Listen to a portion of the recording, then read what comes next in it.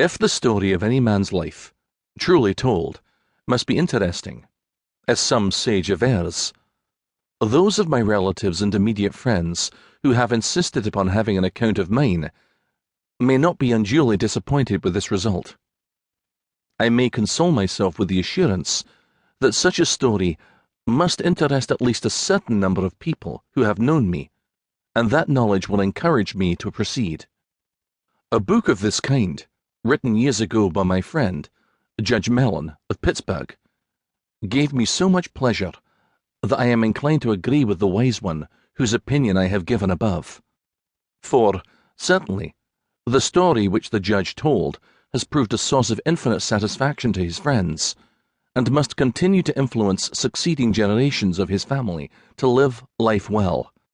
And not only this, to some beyond his immediate circle, it holds rank with their favourite authors. The book contains one essential feature of value. It reveals the man. It was written without any intention of attracting public notice, being designed only for his family. In like manner, I intend to tell my story, not as one posturing before the public, but as in the midst of my own people and friends, tried and true, to whom I can speak with the utmost freedom, feeling that even trifling incidents may not be wholly destitute of interest for them. To begin then, I was born in Dunfermline, in the attic of the small one-story house, corner of Moody Street and Priory Lane, on the 25th of November, 1835, and, as the saying is, of poor but honest parents, of good kith and kin.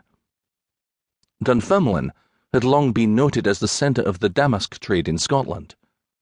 My father, William Carnegie, was a damask weaver, the son of Andrew Carnegie, after whom I was named. My grandfather Carnegie was well known throughout the district for his wit and humour, his genial nature and irrepressible spirits. He was head of the lively ones of his day, and known far and near as the chief of their joyous club, Pattymuir College. Upon my return to Dunfermline, after an absence of 14 years, I remember being approached by an old man who had been told that I was the grandson of the Professor, my grandfather's title among his cronies. He was the very picture of palsied ailed. His nose and chin, they threatened either. As he tottered across the room toward me, and laid his trembling hand upon my head, he said, "And ye are the grandson of Andrew Carnegie? Eh, mon, I ha' seen the day when your grandfather and I could ha' hallooed any reasonable man out of his judgment." Several other old people of Dunfermline told me stories of my grandfather. Here is one of them.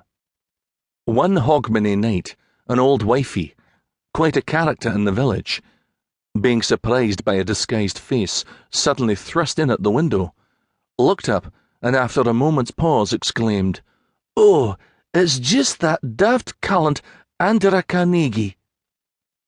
She was right. My grandfather at 75 was out frightening his old lady friends, disguised like other frolicking youngsters. I think my optimistic nature, my ability to shed trouble and to laugh through life, making all my ducks swans, as friends say I do, must have been inherited from this delightful old masquerading grandfather, whose name I am proud to bear. A sunny disposition is worth more than fortune. Young people should know that it can be cultivated, that the mind, like the body, can be moved from the shade into sunshine. Let us move it then. Laugh trouble away if possible, and one usually can, if he be anything of a philosopher, provided that self-reproach comes not from his own wrongdoing. That always remains. There is no washing out of these damn spots. The judge within sits in the Supreme Court, and can never be cheated. Hence the grand rule of life which Burns gives, "Thine own reproach alone do fear."